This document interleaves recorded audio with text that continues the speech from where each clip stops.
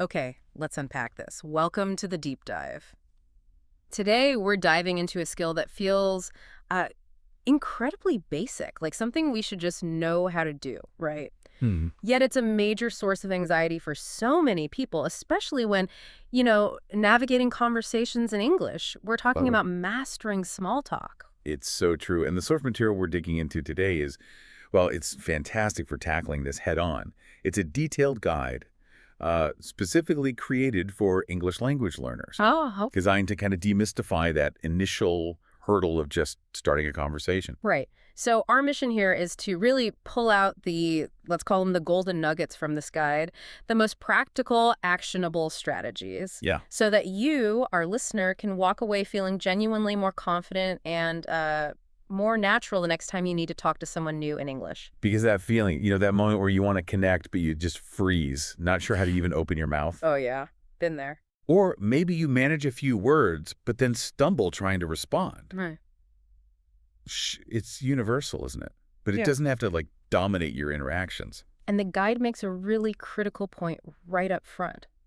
Lots of people avoid small talk because it feels superficial or, pointless. Right, what's the point of talking about the weather? Exactly. But what it highlights and what we really want to emphasize is that small talk isn't the conversation itself, it's the gateway. Mm, It's described literally as the key to starting deeper conversations. You can't build rapport or find common ground if you can't even get that initial connection going. exactly. It's like the social handshake, the minimal viable interaction that just signals, hey, I'm open to talking to you. Good way to put it. It might seem simple, maybe even trivial, but getting this step right is so foundational, whether you're at a work event, a social gathering, or, just bumping into someone. So if that resonates with you, that desire to feel less awkward and more capable in those initial moments, stick with us. We're going to break down how this guide suggests making small talk not just manageable, but maybe even, dare I say, genuinely connecting. Let's dive in. All right.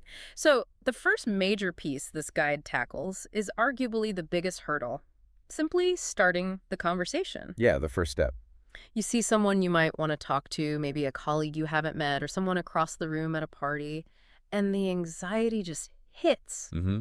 That approach anxiety. But the guide offers a really powerful counter perspective, saying that starting a conversation is actually much easier than you think. And the core principle it drills down on for creating successful opening line is, well, it's beautifully simple. Okay? It needs to be simple, friendly, and easy to respond to. Yeah. That's the filter. That's the key. Simple, friendly, easy to respond to. You're not trying to impress, You're trying to invite. Invite. Okay, I like that. Simple, friendly, easy to respond to. That makes sense. And the guide gives specific examples tailored to different situations, which is super practical. Yeah, it's not just theory. Let's imagine a few scenarios and the openers it suggests, like a networking event. Okay. Picture yourself walking into a room, maybe it's full of people you don't know. That can feel pretty daunting. Definitely. The guide suggests something simple like, hey, nice to meet you. Yeah. I'm your name here. How's your day going? I like that because it covers all the bases immediately.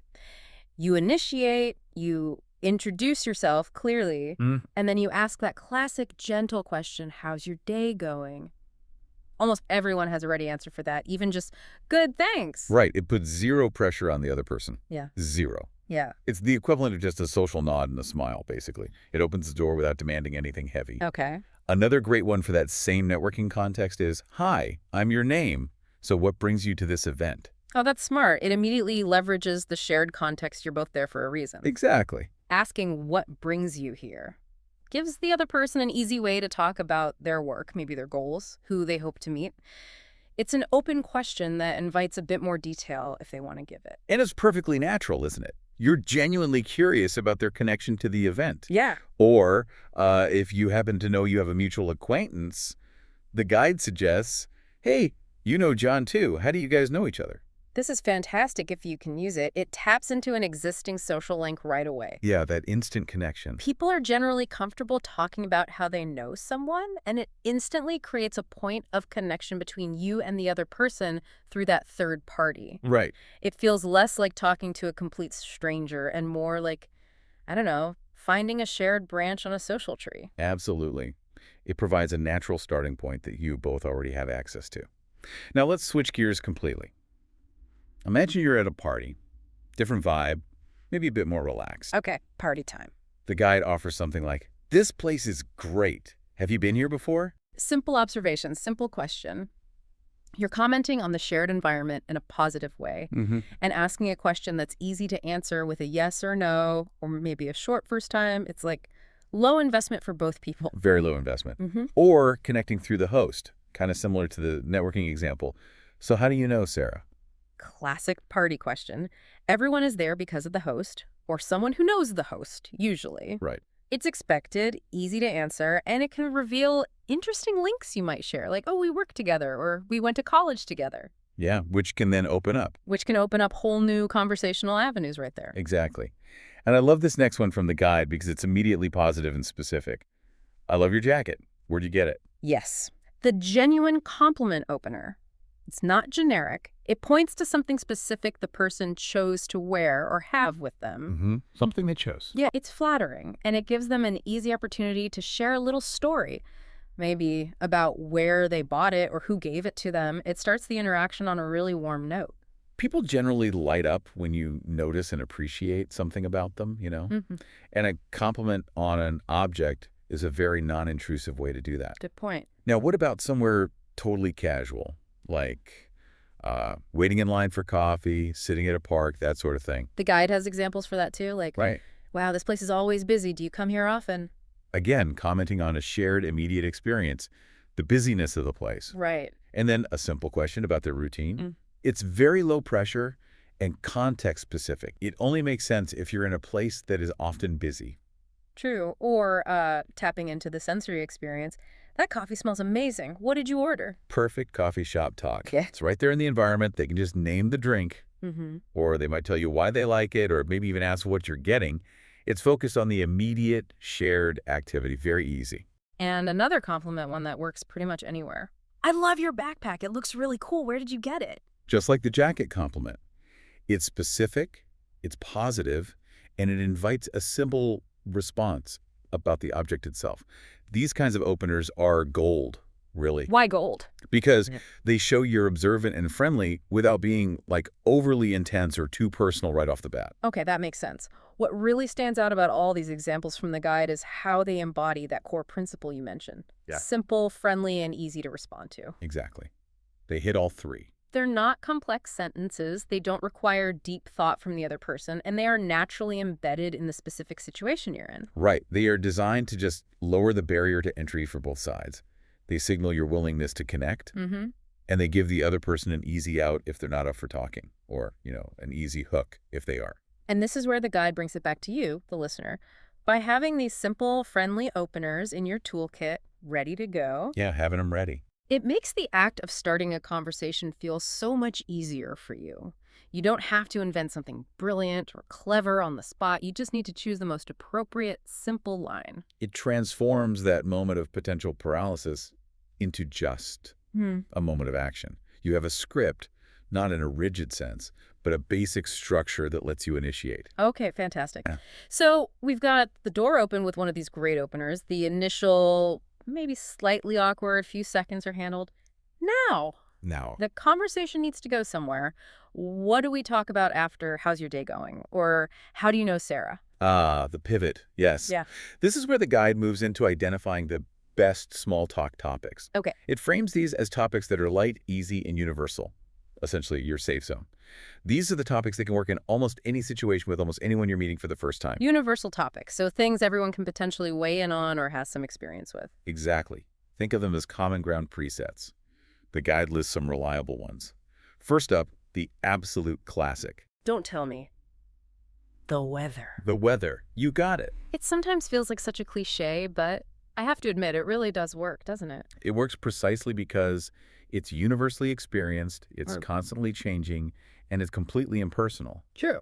Examples from the guide are super simple. It's such a nice day today. Or maybe, wow, it's really cold today. Do you like winter? You're just commenting on the shared physical environment. And it's such an easy way to get a reaction, even just a nod, and it really is. Or, I hate the cold. Low risk, low reward maybe, but it keeps the ball rolling. Precisely. It's foundational. Moving slightly deeper, The guide suggests hobbies and interests. This is where you start exploring personality just a little bit more. Okay, so the guide suggests questions like, what do you like to do for fun?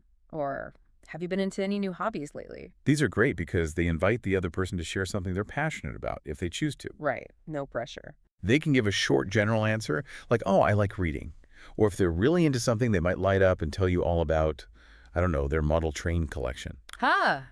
It's a direct path to finding potential shared passions. You might discover you both knit, or follow the same obscure sport, or you're both trying to learn guitar, and that shared interest can immediately deepen the connection beyond just, surface level stuff. That's the power of small talk, finding those little threads. Next on the list from the guide, current events. But with a crucial qualifier, non-political ones. Okay, that's important. So news, but maybe not the nightly political debate. The guide gives examples like, did you hear about the new Marvel movie? It's getting amazing reviews. Yeah. Or, I saw that Taylor Swift just announced a new tour. Are you a fan? Stuff like that. This distinction is absolutely vital for small talk. Pop culture, major widely reported events that aren't divisive, exciting announcements. Yeah. These are topics many people have some awareness of and can have a relatively neutral or positive reaction to. They can spark enthusiasm without the risk of stumbling into deeply held, potentially conflicting beliefs right away. Definitely want to avoid anything that could immediately cause tension. Oh, for sure. Yeah, sticking to, is this movie good? Yeah. Or, did you get tickets to the big concert is very different from, what do you think of the government's new policy? The guide is very clear on that distinction. Extremely clear. Travel is another excellent, light, and usually positive topic. Like travel, yes. The guide suggests asking things like, have you been on any trips recently? Or the more hypothetical fun one, if you could visit anywhere in the world, where would you go? Travel is brilliant for small talk. Yeah. People generally enjoy talking about their vacations, sharing experiences, or even just dreaming about future ones. It's a topic loaded with potential stories and usually positive associations. And that where would you go question is fun and imaginative. It gives a little insight into their dreams or aspirations. It opens up possibilities. You might learn about a place you've also been or a place you really want to go. Lots of potential there. And finally, food and drinks. Can't go wrong there. Everyone eats, everyone drinks. Universal topic. The guide recommends questions like, do you know any good restaurants around here? Practical. Yeah, or just, what's your favorite type of food? Simple. Asking about local recommendations is practical, shows interest in the area, maybe taps into their local knowledge. Right. Asking about their favorite food is simple, but can reveal cultural background or personal preferences, potentially leading to discussions about different cuisines, cooking, memorable meals. It's a very accessible topic. The guide even includes a little sample exchange, which I thought was helpful, just to show how seamlessly these topics can connect. It goes something like this. Okay. Person A says, hey, nice weather today, right? Classic. Person B responds, yeah, finally, I love sunny days. Do you like summer? Okay, connecting weather to seasons. Then person A says, yeah, but I also love winter sports. Have you ever tried skiing? See how natural that flow is? Commenting on the weather, classic, opener and topic. Person B picks up on the weather, connects it to a season they like, and then asks A about their preference. Yeah, turns the question back. A answers, then transitions from liking winter in general to a specific activity they do in winter skiing. This smoothly moves from weather right into hobbies or interests. It shows how these light, easy topics act like stepping stones, doesn't it? Exactly. You use one to kind of test the waters, and it might lead you naturally to another one. It's not about, grilling the other person with a list of questions. No, not at all. It's a gentle back-and-forth exploration to find a point of mutual interest. Exactly. By sticking to this list of safe topics, you maximize your chances of finding something you can both comfortably talk about and potentially connect over. Okay, so we know how to start, and we've got a great list of safe, effective topics. But as the guide points out, knowing what to talk about means you also really need to know what not to talk about. Yes, this is the flip side. Absolutely crucial. Identifying the topics that are definitely too personal or controversial for small talk. The landmines. Exactly, the landmines. These are topics that can instantly make a conversation uncomfortable, create tension, or just shut things down completely, especially with someone you've just met. So let's explicitly list the ones the guide tells us to avoid.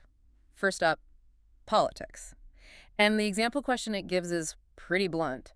Who did you vote for? Yeah, Don't ask that. Bringing up politics with someone you don't know well is incredibly risky in most casual settings. Mm-hmm. Political views are often deeply held. They can be highly divisive. Asking someone about their vote or political affiliation just puts them on the spot and can lead to immediate disagreement or just an awkward silence. Right. Unless you're maybe at a specific political event or something. Exactly. Unless that's the context, steer clear. Makes perfect sense. Next up, money. Example question. How much do you make? Wow, yeah. That's widely considered really impolite and intrusive in many cultures, including English-speaking ones. For sure. People's financial situations are very personal. Asking about salary, wealth, or even the cost of something they own can make the other person feel judged or defensive or simply uncomfortable. It has no place in initial small talk. Also very clear. Third on the list, religion. Example. What's your religious belief? Similar to politics, religious or spiritual beliefs are deeply personal and sensitive for many people. Right. Asking about them out of the blue in a casual setting can lead to discomfort, unwanted debate, or the person feeling like their beliefs are being scrutinized. It's a topic best reserved for close relationships or very specific appropriate contexts. Not for breaking the ice. Definitely not. And the last one, which sometimes feels a bit counterintuitive, is personal problems. The guide gives the example. You look tired. Are you okay? Yeah, this one feels like it could come from a place of concern, right? It might. But the guide points out, phrased this way, it immediately makes an assumption about the other person's state. Mm-hmm, a negative one. And it puts pressure on them to either admit they have a problem they might not want to share or to kind of brush off your concern awkwardly. Yeah, that's awkward. If someone chooses to volunteer that they had a tough day or they're feeling under the weather, that's different. You can respond with empathy then. Okay. But probing like this in small talk is generally too personal. It's better to stick to the general, how are you? Or how was your day? Right. So with the you look tired example, you're commenting on their appearance in a way that implies something negative might be happening, forcing a potentially difficult disclosure. Exactly. The guide's rationale for avoiding all these topics, politics, money, religion, personal problems, is simple and crucial. It helps the conversation stay comfortable and enjoyable for everyone involved. And that's the whole goal of small talk, isn't it? To create a light, positive connection. Yeah. Heavy or controversial topics, sink that instantly. Stick to the sunny side of the street, as they say. Okay, good advice. So we've got the words right. Friendly openers, good topics, avoiding the bad topics. But the guide adds another layer that's incredibly important. How you deliver those words. Ah, yes. Delivery. It's huge. It says, even with the perfect script, confidence matters. It really does. Your nonverbal cues and your vocal tone can completely change how your words are received. The guide offers some simple, actionable tricks to project friendliness and confidence, even if you're feeling a bit nervous inside. The first one is so simple you might overlook it.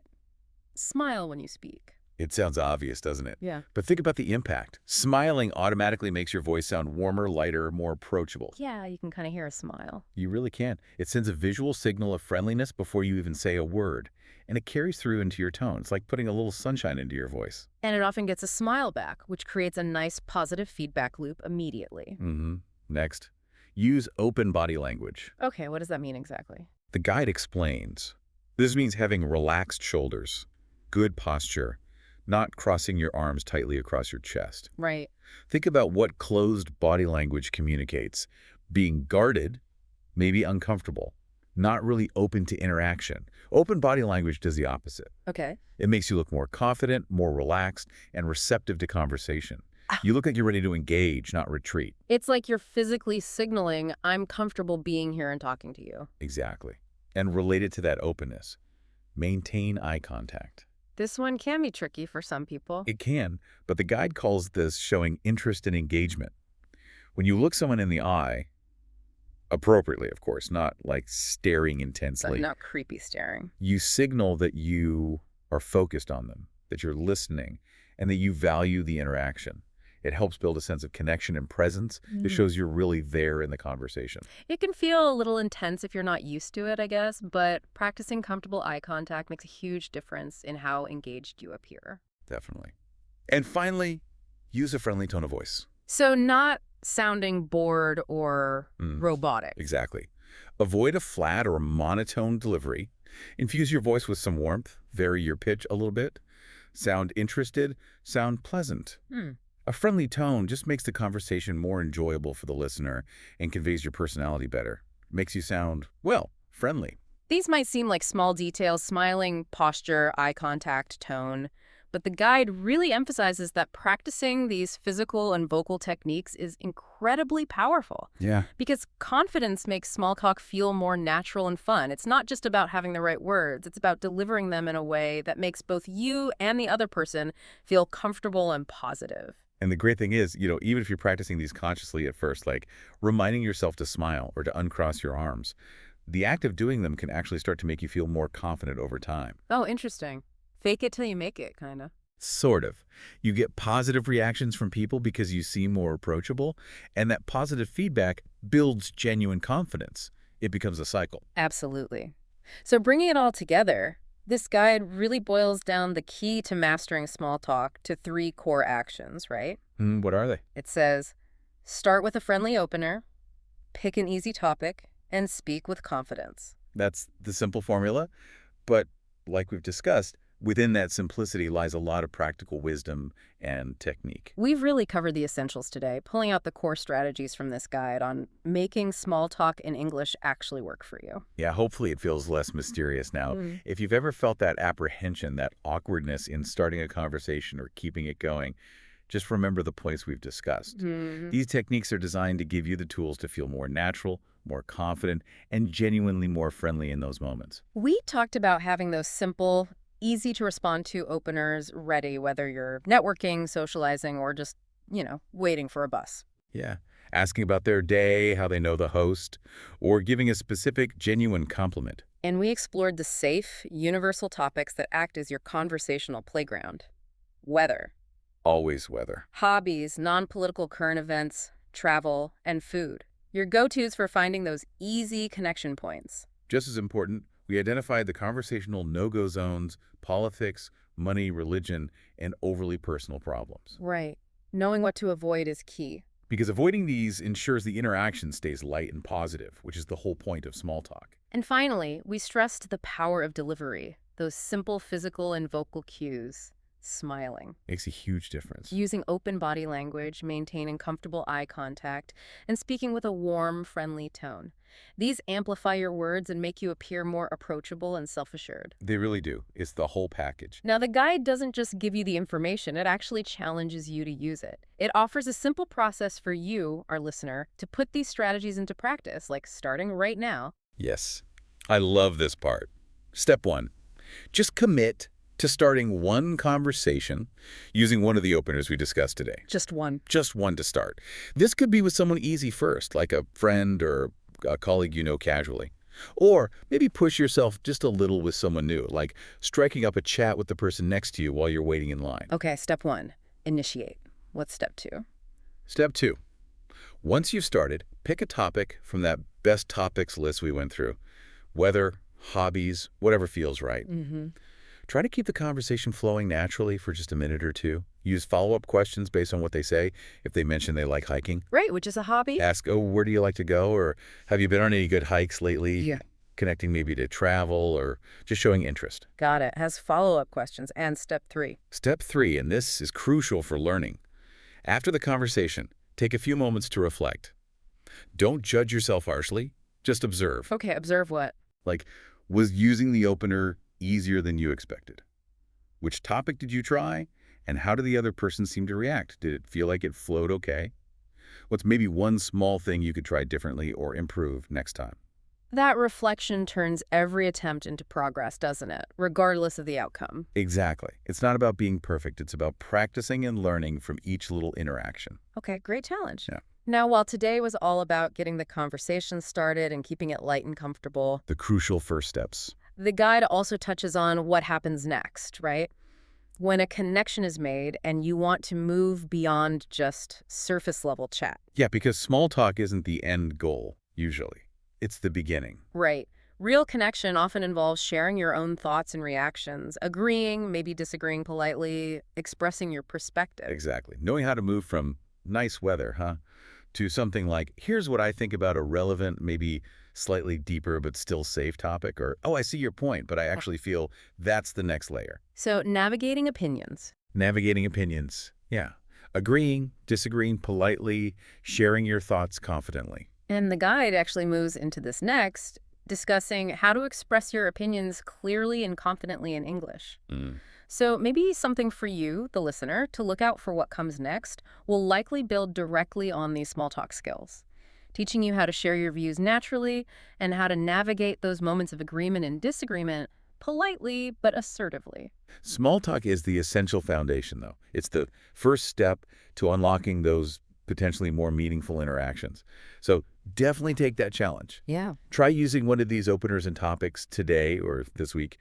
Pay attention to how you feel, how they respond, and practice those confidence techniques, the smile, the open posture, the eye contact. And maybe consider this as you go out and try it. These techniques, asking about the weather, complimenting someone's bag, knowing not to ask about politics, they seem small individually, right? Very small. But cumulatively, they are about making yourself an approachable, positive presence in someone else's day.